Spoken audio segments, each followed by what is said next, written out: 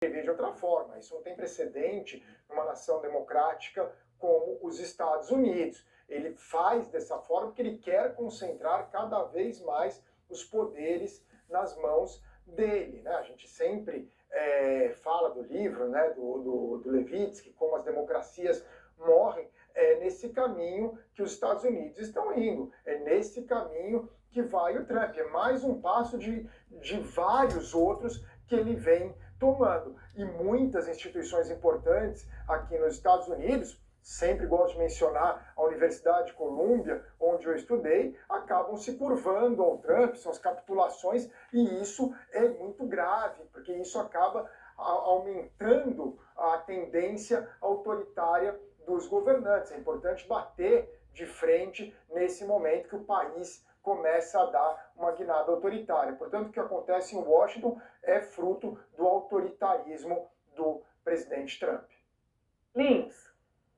Não, pegando um pouco esse gancho, você vê que nas medidas anunciadas até agora em relação ao caso dos moradores, como se diz hoje em dia no Brasil, em condição de rua, né, o que conhecemos como os sem-teto, os homeless lá em Washington, não há nenhum planejamento do que vai ser feito em seguida com eles. Quer dizer, o que Trump disse é que ele quer tirar essas pessoas dos parques lindos, magníficos de Washington e elas têm que ir para algum lugar. Para que lugar é esse? Ninguém tem a mínima ideia. E invocaram a legislação muito específica para federalizar a segurança de cidades americanas é um precedente perigoso. Começa na capital, mas já se fala que ele tem a intenção de fazer isso também em Chicago. Quer dizer que toda vez que Donald Trump, o presidente dos Estados Unidos, da cabeça dele, entender que a situação de desordem, ou como ele diz em relação ao Washington, de violência extrema, apesar dos números não concordarem com o pensamento dele, estiver gritante para ele, Trump,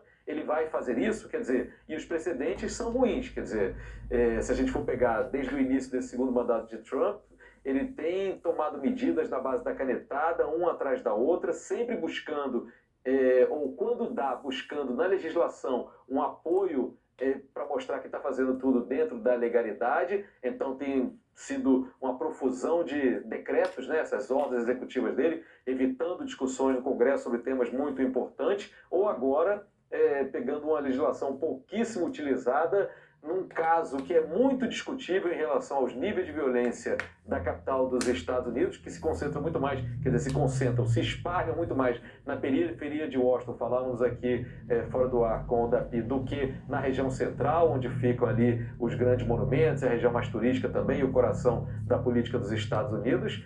É mais um sinal preocupante da democracia americana, mostrando certa fragilidade aqui e ali. Eu acho preocupante olhando de longe. Vamos ver onde isso pode chegar. E é claro, ao mesmo tempo, Trump continua dominando o noticiário, jogando uma discussão que talvez não seja, certamente não é, a mais importante nesse momento para os Estados Unidos, deixando em segundo ou terceiro lugar as questões ligadas ao tarifaço, a inflação nos Estados Unidos, a economia, a criação de empregos, notícias menos confortáveis para ele e, claro, os fracassos até agora nas negociações ligadas ao que acontece na faixa de Gaza ou ao que acontece no conflito na Ucrânia também.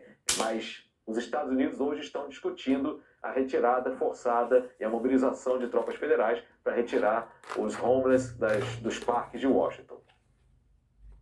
Você, Dani? Pois é, Sadi, sempre olhando essas falas de Donald Trump, também me passa a impressão de que ele quer projetar uma imagem, né? Ele quer projetar uma imagem de força, de alguém que é implacável com a desordem, com a bagunça, mesmo que isso esteja completamente distante da realidade.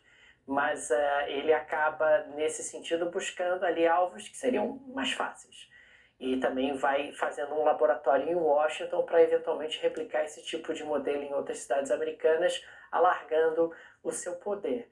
O Donald Trump parece realmente cada vez mais um caudilho latino-americano, daqueles caudilhos que está o tempo todo, de alguma forma, tentando ampliar o seu poder e tentar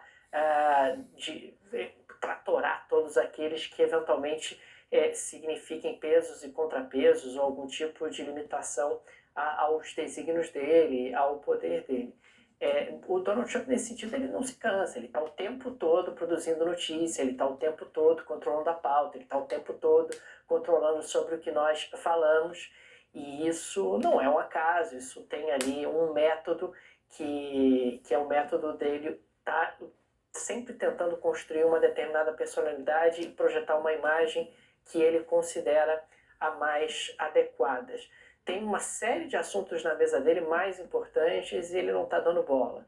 Né? Tem questões relacionadas à Rússia e Ucrânia, agora ele vai se encontrar com Putin no Alasca, tem questões relacionadas a Gaza e o plano do Netanyahu de ocupação do território de Gaza, tem questões relacionadas ao tarifaço, mas nada disso é importante. Ele agora quer ser prefeito de Washington e quer cuidar de pessoas em situação de rua na capital dos Estados Unidos.